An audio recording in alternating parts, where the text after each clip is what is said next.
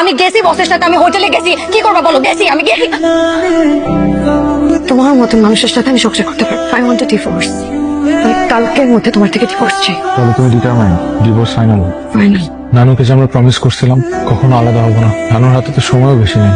আমরা আলাদা হয়ে গেলে সে তো মারা গিয়েও শান্তি পাবে না। কিন্তু এখন কি করবো? তোমার আমার যে অবস্থা, আমরা তো চাইলেও আর সংসার করতে পারবো না, সম্ভব না। কাজ আমরা করতে পারি, এখন কাউকে কিছু না জানালাম। আর দাদির হাতে যেহেতু 6 মাস সময় আছে, 6 মাস পর না হয় আমি ডিভোর্স দিলাম। এক ছাদের নিচেই থাকি, দুজন আলাদা বেডরুমে শুবো, আলাদা থাকবো। যখন সময় হবে তখন সবাইকে অফিসিয়ালি জানাবো। ঠিক আছে, কিন্তু আমার একটা শর্ত আছে। কি সত্য? এই কয়েক মাস আমরা নিজেদের লাইফ নিজেদের মতন করে গোছাবো। তুমি তোমার মতন করে তোমার লাইফ গোছালে, আমি আমার মতন করে গোছাবো। আরেকটা কথা, আমাদের নিজেদের পার্সোনাল ম্যাটার নিয়ে আমরা কেউ ইন্টারফেয়ার করবো না। তোমার আমার গল্প এখানে শেষ।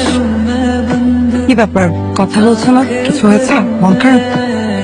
কিভাবে বুঝছো আমার মন খারাপ? দেখো, আমাদের সম্পর্ক নাই ঠিক আছে, কিন্তু একটা সময় তো আমি তোমাকে ভালোবেসেছিলাম। আর ভালোবাসার মানুষের মন বুঝতে সুপার ফল লাগে না।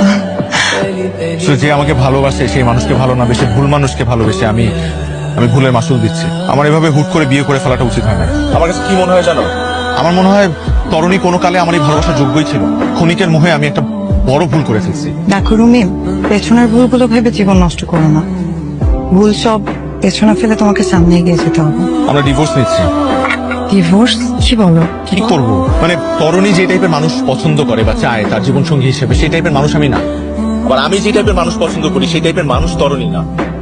এই সংসারটা কোনো না কোনো একটা সময় ভাঙতই। তোমার কেমন মেয়ে পছন্দ? আর তোমাকে পছন্দ, মানে আমার তুমি যদি নতুন করে জীবন শুরু করো, তাহলেও আমি তোমার সাথে পথ চলতে রাজি আছি। কিছু বলছো না যে? তুমি আরেকটু ভাবো, আরেকটু সময় নাও। আমি চাই না তুমি নতুন করে কোনো ভুল সিদ্ধান্ত নাও।